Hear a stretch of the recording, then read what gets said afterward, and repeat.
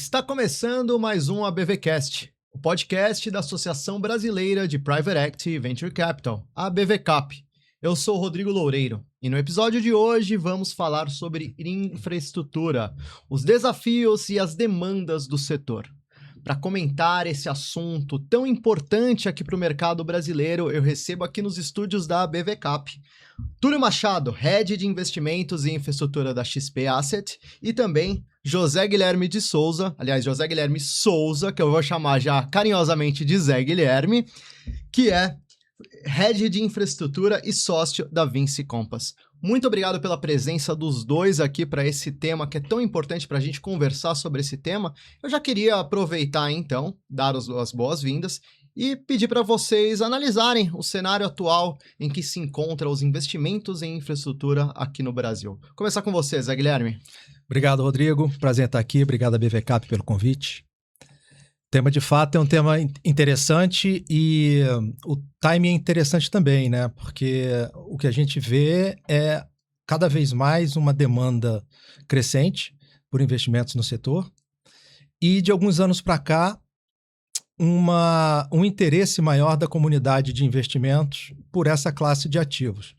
Não só por investidores locais, mas também e principalmente por investidores internacionais, com uma diferença entre a natureza, na maioria das vezes, da natureza desses investidores, né?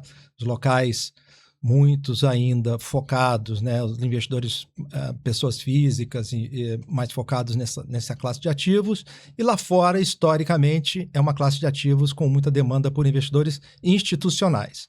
Então, acho que o Brasil está num momento de amadurecimento para atração maior de capital, principalmente internacional, no momento em que a gente precisa cada vez mais de investimentos em todos os segmentos da infraestrutura. E você, Túlio, como que você analisa esse cenário atual? É realmente essa distinção dos investidores, mais investidores do varejo, menos institucionais? Como que você vê o atual cenário no Brasil? Obrigado, Rodrigo. Obrigado à BVCAP pelo convite. Prazer estar aqui com o Zé Guilherme. Acho que o Zé Guilherme trouxe um pouco dessa perspectiva do ponto de vista dos investidores, né? Acho que talvez hoje o varejo, a gente acabe inevitavelmente passando pela discussão de taxa de juros, né? Então, o mercado não deixa de olhar os investidores pessoas físicas para as alternativas que eles têm, né? Então, o custo de oportunidade com a Selic no patamar atual, né? Vamos ver hoje, reunião do Banco Central, se cai um pouquinho mais, mas a maioria dos economistas estão colocando aí que esse ciclo, né, deve encerrar brevemente, né? Foi um corte pequeno, perto do que era esperado no final do ano passado, início desse ano. Então, acho que o varejo hoje ele tem mais limitações, né? O mercado de institucionais, eu acho que bem pontuado aqui pelo Zé Guilherme, é um mercado hoje talvez que tenha mais estômago para olhar para um capital de longo prazo, né? Para investimentos de longo prazo, como é o caso de infraestrutura, sejam investidores institucionais locais ou internacionais. E o Brasil, acho que olhando um pouco mais agora na perspectiva de momento de infraestrutura, né? Como país, né? A gente é um país em desenvolvimento, então o país está inteiro para ser feito, né? Olhando agora o copo meio cheio, a gente tem várias oportunidades em vários segmentos que demandam muito capital, que são ganhos de eficiência, de produtividade para a economia, tem efeito multiplicador no PIB. Então, acho que olhar a infraestrutura nesse prisma é um momento muito interessante e se olhar, tem muita coisa sendo feita, né? Depois a gente vai falar um pouco aqui ao longo do programa, mas eu acho que é um momento interessante para o país e não só a fotografia atual. O filme, né, que vem sendo construído, que vem sendo presenciado, é interessante, é positivo. Eu queria aproveitar até esse gancho que você trouxe das taxas de juros, porque a gente começa 2026 com uma perspectiva de abaixar a taxa de juros, falava-se em torno até de 11,5% para quem estava mais otimista, quem estava com as expectativas mais altas, de uma queda um pouco maior. Vem todo o conflito lá no Estreito de Hormuz, toda essa situação envolvendo Estados Unidos e Irã, inflação sobe num cenário global e a taxa de juros também começa a demorar um pouco mais para descer. É claro que a gente ainda tem 6 meses pela frente, muitas decisões do Copom aqui no Brasil e do Federal Reserve lá nos Estados Unidos. Como que esse cenário, agora um pouco mais pessimista para a queda de juros, ele vai afetar o Brasil nesse cenário de investimentos? Ele afeta diretamente, né? Tem muitos investimentos que não se viabilizam, né, com um custo de capital como esse. Então, todo projeto ele tem lá um mercado primário, né, vamos dizer assim, né, em leilões, em certames, um WACC regulatório que a base desse WACC regulatório normalmente é o custo de oportunidade da economia, que são taxa Selic, NTN-B, né, principalmente. Então, muitas vezes, projetos eles não são viáveis com o atual cenário de juros. Isso impacta diretamente. Ao mesmo tempo, olhando talvez, eu acho que sempre há essas duas possibilidades quando você olha investimentos, né? Ao mesmo tempo que para nós, né, quem tem capital hoje disponível, quem tem fundos captados, é um bom momento para você conseguir alocar capital, porque você consegue travar retornos no longo prazo. A gente sempre está trabalhando com perspectivas aqui de 7, 8 anos de investimento, né? Muitas vezes até os projetos têm um período de implementação de CAPEX desse horizonte. Então, quando você busca uma saída, né, você tem muito tempo ainda para que esses juros abaixem, né? Naturalmente, o projeto, depois de ter implementado o CAPEX, ele tem um de-risk natural, ou seja, ele vai ter um custo de oportunidade também para um potencial comprador na saída diferente. Então, olhando talvez, né, o prisma de novo de juros altos, a captação fica mais difícil, viabilizar projetos fica mais difícil, mas os projetos que são viáveis e para quem tem essa inteligência capital para colocar, é um momento interessante, né? É sempre essa dicotomia, né? Um pouco contra-intuitivo. Tá bom para comprar, no sentido de você conseguir comprar talvez um pouco mais barato, mais descontado, mas é difícil nesse momento você também conseguir fundraise, você conseguir talvez recursos, né? Seja dívida, seja equity. Então, acho que o momento de juros é desafiador em um certo ponto de vista e em determinado ponto de vista pode ser uma oportunidade também de colocar capital para trabalhar. É um pouco por aí, Zé Guilherme, é tentar atrair a atenção do investidor em um momento que outros ativos parecem um pouco mais atraentes e com retorno um pouco mais rápido, não que esse retorno seja garantido, claro, investimento é investimento, não é garantia. Túlio, nossa vida é assim, né? Quando tá bom para investir, tá difícil para captar e vice-versa. A gente passou várias janelas dessa, né? Me lembro bem a janela lá de 2010, 2011, que estava um absurdo de fácil de captar, era aquela capa da Economist com Cristo decolando. E foi uma safra com retornos muito desafiadores, porque logo em seguida veio toda essa questão macro que a gente vive até hoje, etc. Por outro lado, o momento do início da década dos anos 2000 era um momento espetacular de investimento. Foram os momentos que a gente talvez tenha tido a melhor safra de resultados dos investimentos em mercados privados. Difícil de captar. Hoje não está diferente, o Túlio acertou na mosca, eu achei aqui. Principalmente o investidor internacional, né, que tem uma gama muito grande de onde alocar capital, é difícil para ele decidir por que alocar capital no Brasil. A primeira pergunta que ele faz é, por que eu vou para aí? Né? Se eu estou tendo um retorno ok para mim numa jurisdição que é muito aqui dentro do meu quintal, ou perto do meu quintal, Estados Unidos, Europa, etc., eu preciso de muito prêmio para ir para aí. O Brasil explicitamente é um país, como o Túlio falou, em desenvolvimento, nós perdemos nosso selo de bom pagador, né, o investment grade, e nós nunca adentramos o clube dos países mais desenvolvidos, que é o CDE.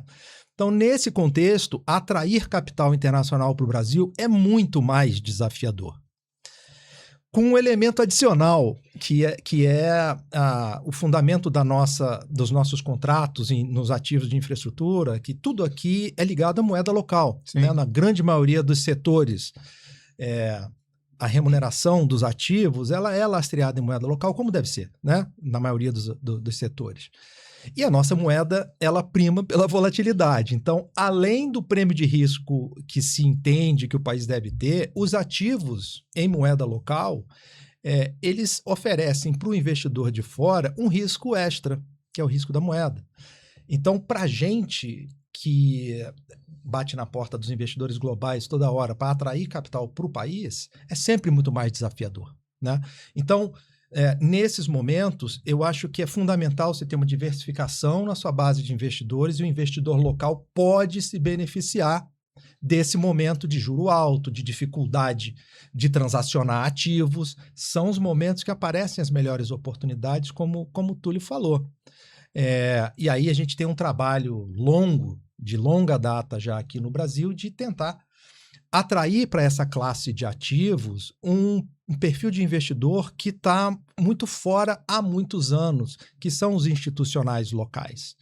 os fundos de pensão, os fundos de previdência, as seguradoras, que são investidores típicos de infraestrutura no mundo inteiro desde sempre. E por que eles ficaram fora há tantos anos? Tem uma série de questões históricas, muitas delas, de momentos em que houve investimentos mal sucedidos, alguns outros que tiveram um carimbo de malfeitos, né, com operações Greenfield e outras.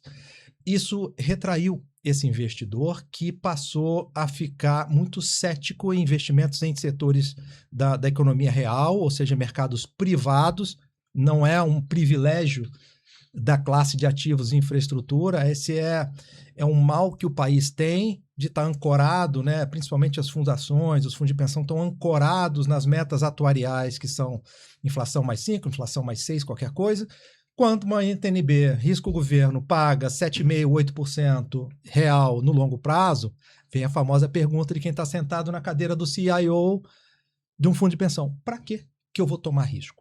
Para que eu vou alocar num ativo de risco se eu já tenho um spread positivo entre o que o governo me paga e o que eu tenho que pagar para os meus pensionistas e aposentados? Então, essa é uma dinâmica que o país, é uma agenda que ele precisa trabalhar para frente, porque esse capital de longo prazo local, a poupança de longo prazo local que está hoje alocada em títulos de renda fixa do governo, teria um ambiente enorme e muito produtivo para trabalhar no setor real da economia.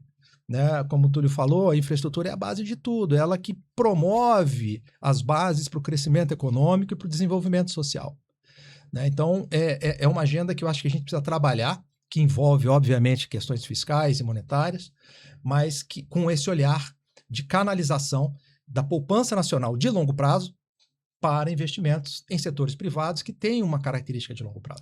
Ô Túlio, e aproveitando até esse gancho, o investidor local aqui do Brasil, ele tem apetite por infraestrutura fora do Brasil, ou ele realmente não tem apetite nenhum por infraestrutura, ou pelo menos tem um pouco apetite? Eu acho que o investidor local do Brasil investindo em infraestrutura fora é um exemplo talvez raro, Rodrigo. Não me ocorre aqui um exemplo. Eu diria que talvez os mais sofisticados family offices teriam alguma exposição a fundos internacionais ou até mesmo a gestoras locais que têm investimentos, vamos dizer, mais regionais aqui em América Latina, América do Sul, mas eu acho que são exemplos raros, é uma espécie rara de se achar. O varejo mesmo, até algumas limitações que regulatoriamente a gente tem, né? Por exemplo, a maioria dos nossos veículos são FIPS, que são fundos de infraestrutura, né? Fundos de investimento em participação focados em infraestrutura. É uma lei específica que foi criada, a Lei 11.478, ela não permite esse investimento fora, ou se você for fazer através de um outro veículo, você não teria o benefício que essa lei traz para as pessoas físicas. Então, de novo, certamente exemplos existem, né? Mas eu acho que na regra geral, aí, o que a maioria tem olhado ainda é um mercado muito local. Quando a pessoa física, né, o varejo, vai olhar para um mercado internacional, acho que ele olha para outros produtos, ele ainda não chegou nessa diversificação de segmentos, né, de olhar talvez um pouco de real estate, um pouco de infra, um pouco de private equity, um pouco de venture capital.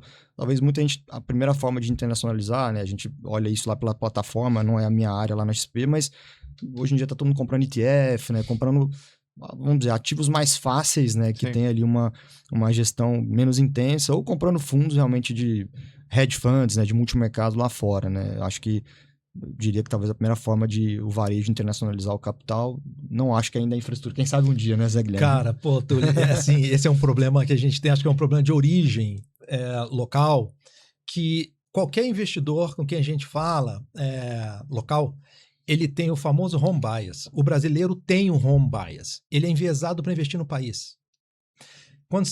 Mesmo com todos os problemas que a gente fala de burocracia, de e moeda com toda a fraca, abertura que hoje se tem para aplicar em produtos internacionais, o brasileiro é enviesado para investir aqui. É muito interessante, porque você vai no Chile, o Chile há mais de 20 anos fez uma reforma na Previdência, e os investidores institucionais chilenos, eles fazem tudo menos investir no Chile, grosso modo falando, né? Eles estão acostumados a investir parcela não trivial das suas reservas fora do Chile. Então, eles constituem poupança em moeda forte, na maioria das vezes, diversificam do risco geográfico e do risco político do país deles, né? E, por conta disso, eu acho que se beneficiam numa questão de balanceamento entre os passivos e os ativos dele, para montar uma carteira que, de fato, faça sentido com toda a opção que você tem de investir globalmente, né? Hoje, a gente, por exemplo, distribui uma série de produtos de gestores globais em diversas classes de ativos. E a gente começou a fazer isso agora para os investidores institucionais, principalmente locais, e alguns de alta renda, que são os mais sofisticados, os family offices e tal. Então, o pessoal no Brasil agora começa a ter acesso a investimentos da Brookfield lá fora, do Macquarie na Austrália, do KKR na Ásia, que antes não tinha, mesmo porque não tinha demanda, né? A gente tem isso aqui, a gente investe aqui. Equities, renda fixa, real estate, é tudo Brasil. Então, realmente é uma parcela muito pequena, que eu acho que é um mercado que tem para ser explorado, para você fazer a sua diversificação de uma forma mais eficiente, né? Quando a gente fala de infraestrutura é um tema muito amplo. Vamos pensar aqui em subprodutos aqui de infraestrutura. Energia, saneamento, logística. Onde que está mais quente aqui no Brasil, Túlio? Acho que tá tudo quente, né? Assim, vamos vender nosso peixe agora, né, Zé Gui? Por favor. Aquilo que eu falei no início, tá, Rodrigo? Eu acho que se você olhar o que tem acontecido em todos os segmentos que você mencionou, tem oportunidades, né? E oportunidades significativas, né? O interessante do Brasil é que é um país grande, né? A gente tem escala, a gente tem população, a gente tem PIB. Regionalmente, a gente é muito relevante aqui, de novo, Latam. Então, se você for olhar, por exemplo, o que você acabou de mencionar, o setor elétrico, todo ano tem leilão de transmissão. 1 leilão, 2 leilões por ano. Isso você está falando já nos últimos 10 anos, praticamente. Esse ano, agora recentemente, teve um leilão extremamente relevante dentro do segmento de geração, que foi o leilão de reserva de capacidade. No final do ano, você vai ter leilão de bateria. Isso só no setor elétrico. Você está falando de volumes de investimento muito grandes. Quando você vai, por exemplo, para o segmento de transportes, que você falou, logística, tem acontecido uma transformação no segmento de rodovias, né? Uma quantidade enorme de capital também para esse segmento. Ferrovias é um momento talvez que comece a partir de agora, anúncios também de mais negócios, de mais lotes de ferrovias. E sempre que você falar de aeroporto, o Zé Guilherme tem exemplo, nós também, de terminais portuários, né? Dentro do segmento de logística. Você falar agora de telecom, o setor digital, né? Lá fora já tem alguns anos, os últimos 2, 3 anos, que tem um boom, né? O hype do AI, de data center. Aqui no Brasil ele está começando, né? E junto com o data center você vai ter um uso de energia enorme, né? Que hoje a gente tem também um problema que depois o Zé Guilherme a gente vai ficar chorando junto aqui, que é o curtailment, né? A gente tem energia em alguns momentos de sobra, em outros momentos a gente tem necessidade de ponta, de rampa, de potência. Mas você vê, tudo tem demanda. Saneamento, a gente estava esquecendo, saneamento é um setor que, né, há poucos anos a lei foi criada de saneamento e é um negócio que demanda aí 600, 700 bilhões de reais nos próximos anos. Então, tudo tá para ser feito, tem muita demanda, é super divertido, é um playground para a gente, né, nós gestores, tem muita coisa, pode ver, PPP social, o negócio está começando a engatinhar, então tem muita coisa para ser feita, todos os segmentos são grandes, relevantes e demandam capital. Ô, Zé Guilherme, eu vou mudar um pouquinho a pergunta, já que tá tudo quente, como que vocês avaliam, então, os projetos? É por previsibilidade de receita, ambiente regulatório? O que vocês olham antes de injetar o capital? Essa é uma boa pergunta que vale, eu acho que isso vale para todas as classes de ativos. No final das contas, todo mundo olha o risco daquele ativo e o retorno que você espera ter com ele. No nosso caso, da infraestrutura, entra uma série de outros elementos, né? Entra um elemento previsibilidade das receitas, então, como o Túlio falou, o nosso choro conjunto aqui do setor de geração de energia renovável, ninguém hoje sabe qual vai ser o curtailment para frente, então tem uma incerteza muito maior aí. Entra na equação riscos ambientais, cada vez mais a resiliência ambiental ela é parte do processo de investimento de todo mundo. E começa a fazer parte, inclusive, das decisões de investimento, né? A agenda ambiental e social faz parte, além das análises de fluxo de caixa, de balanço, de tributo, de dívida, tudo. E a execução, a operação. Muitas vezes a gente vê a discussão sobre investimentos em infraestrutura muito focada nas obras, em colocar um ativo novo para operar, um porto novo, uma rodovia nova, uma usina nova. E eu acho que muitas vezes a gente negligencia ou subestima o risco operacional, que é como é que você opera e mantém esse ativo são por um longo prazo, eficientemente. Então, esses são os riscos que a gente olha, que a gente precifica, e que estão na agenda de todos os setores da infraestrutura. E aí, pegando um pouco do gancho do Túlio, só rapidamente, o Brasil é um país de ondas e janelas, né? Janelas de IPO, a janela disso, a janela daquilo. Nos investimentos, a gente teve as ondas. Na infraestrutura veio a onda da privatização da distribuição de energia, final da década de 90, começo dos anos 2000. Depois a onda do início da inserção das energias renováveis no nosso mix, Proinfa, no início dos anos 2000, 2004, 2005. Aí depois veio a onda da geração, aí a onda das torres de celular, a onda da fibra, agora a onda do saneamento, a onda da rodovia. Ou seja, tem onda para todo mundo que quiser, pode surfar qualquer uma delas, as ondas vêm e vão. Agora vai vir a onda dos data centers, a onda das torres de 5G, as renováveis com bateria. E no meio disso tudo, a gente que tem o privilégio de ter um sistema interligado nacional de transmissão de energia que interconecta o país inteiro, isso é um privilégio do Brasil, graças à engenharia local e ao planejamento local, esse sistema que é grandioso, a gente está falando de quase 200 mil quilômetros de linha de transmissão no país, ele precisa ser pelo menos dobrado nos próximos anos. Então tem uma demanda gigantesca de investimento aí para quê?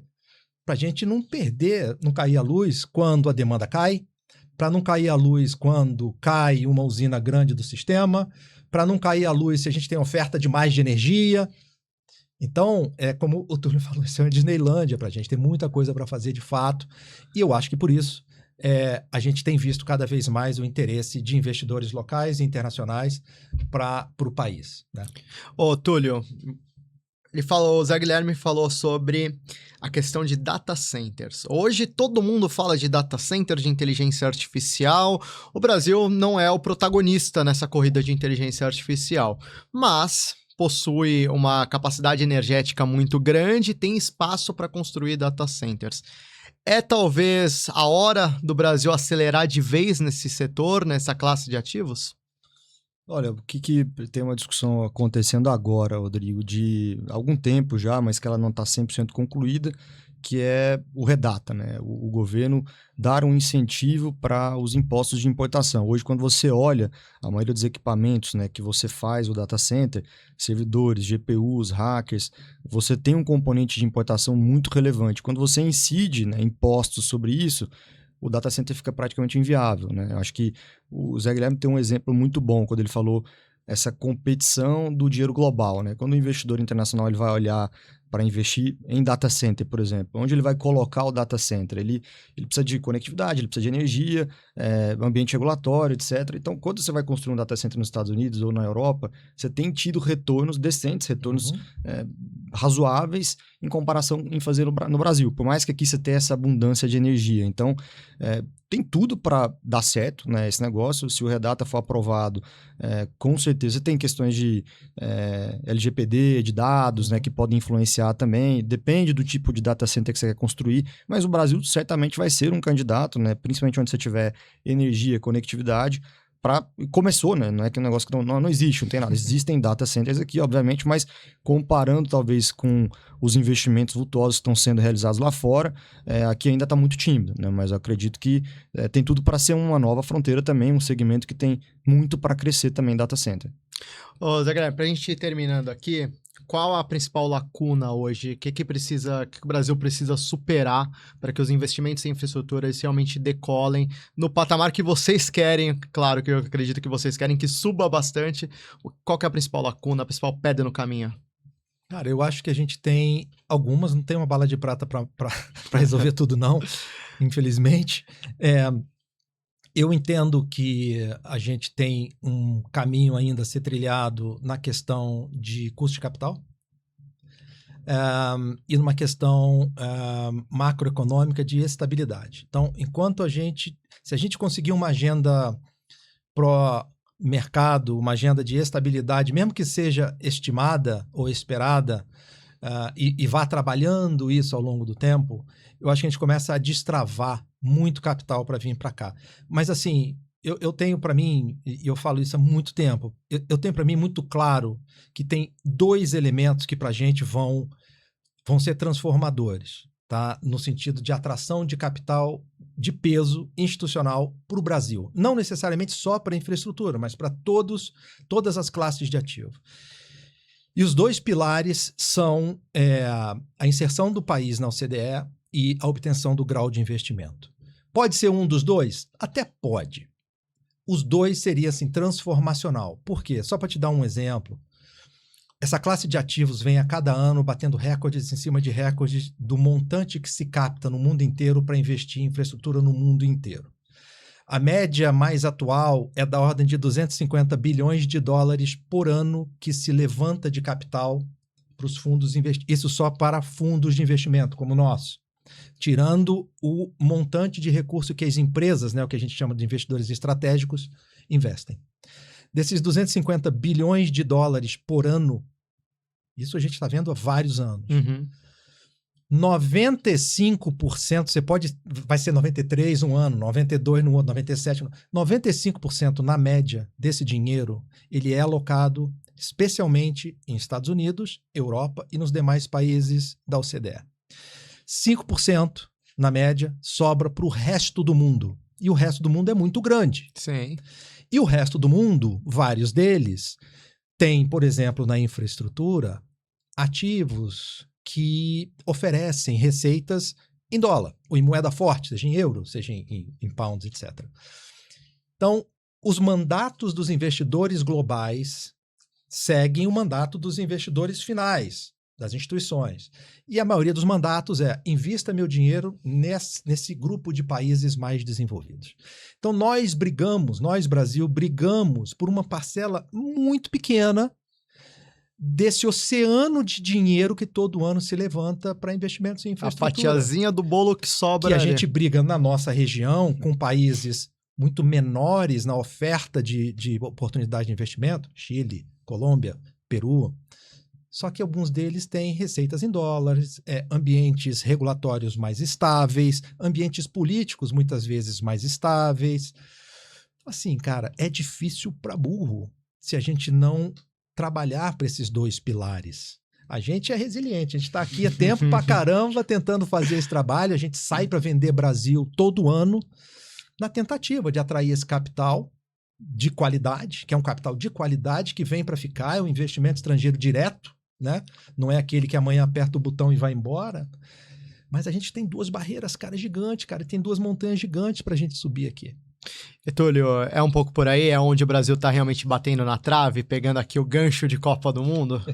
Eu acho, Rodrigo. O Zé Guilherme, ele pontuou bem. A gente tá na estrada aí também há tempos, né, tentando fazer com que a atenção, os olhos desses investidores, né? Que esse investidor tem que ser convencido, é isso. A gente briga por esse capital, de novo, há retornos, há um ambiente também de investimentos muito robusto, né, fora do Brasil. A infraestrutura de data center, que a gente falou bastante aqui hoje, é transformacional. Todo mundo fala de AI hoje, realmente é um negócio incrível. Olha os IPOs que tem saído aí, né, de SpaceX, né, os últimos dias subindo, que vai vir de Anthropic. Então, é uma agenda realmente muito grande, mas a gente compete por esse capital. E aí, quando a gente vai mostrar para o investidor, né, o risco país, o risco de FX, todos esses pontos que eu acho que o Zé Guilherme já pontuou muito bem, a gente tem dificuldades, né, de convencer esse capital a vir para cá. Ele tem que ser um capital realmente muito oportunístico, ele tem que ter um prêmio de retorno relevante, né, para que esse dinheiro seja convencido de que ele venha para cá.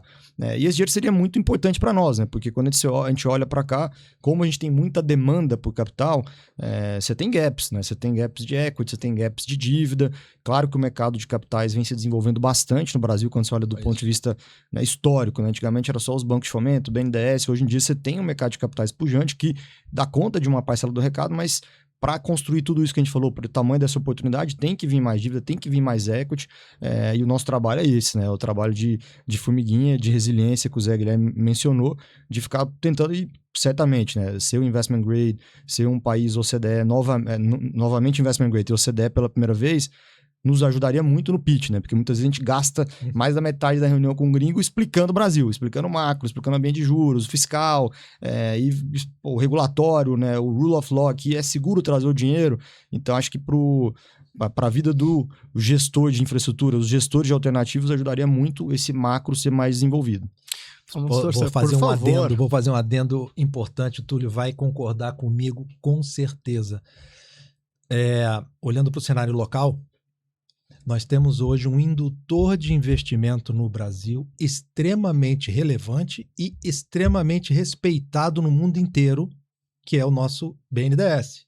O BNDES tem feito um papel fundamental, não só de fomentar esses investimentos no setor real da economia no Brasil, mas também, e eu acho que está aí uma mudança importante recente, é botar um pouco a cara para fora do país, com parcerias com organismos internacionais que se fiam na qualidade, no selo do BNDES, para, junto com o BNDES, investir no país. Então, o BNDES tem sido capaz de atrair capital para o país, usando a sua expertise, usando a sua credibilidade, trazendo dinheiro que nunca esteve aqui.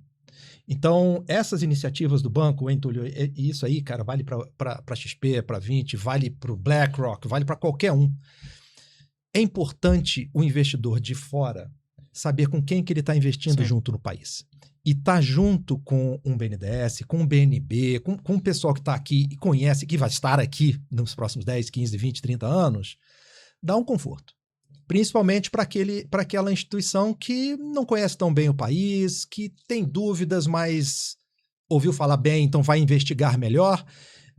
Este parceiro tem sido um parceiro fundamental nessa agenda de desenvolvimento dos investimentos e mercados privados em geral no país. Não só na infraestrutura, mas certamente com peso grande para a infraestrutura. Eu concordo 100% com o que o Zé Guilherme pontuou. Acho que toda vez que a gente tiver a chance de fazer elogios, né, a bancos públicos, ao governo, é válido, né? Muita gente tem essa mania de ficar só criticando. Eu acho que o trabalho... Cobrando, exato. O BNDES tem tido um trabalho, historicamente teve um trabalho fenomenal, apoiando a infraestrutura do país, e mais recentemente, eu acho que como desenvolvedor de projetos, como fomentador de novos fundos, né, escolhendo gestoras, atraindo capital estrangeiro para cá e ainda continuando como um banco também que financia, né? Então hoje é um banco que investe em equity, que investe em gestoras, que investe em dívida, que desenvolve projeto. Quando a gente olha um projeto que foi estruturado, desenhado pelo BNDES, dá um conforto, né? É um banco muito sério, que tem consultores junto com eles, que fazem estruturações boas, né, que já são hoje estruturações maduras, que vêm sendo, ao longo do tempo a gente vê esse filme, né, vem evoluindo bastante, então concordo com o Zé Guilherme 100%. Queria agradecer os dois, vamos torcer para que continue com essa atração de capital, que ela aumente cada vez mais. Túlio Machado, da XP Asset, José Guilherme Souza, da 20 Compass, muito obrigado os dois pela presença aqui no ABVcast, espero que vocês voltem mais vezes no ano que vem, para a gente falar de como esse setor continuou crescendo.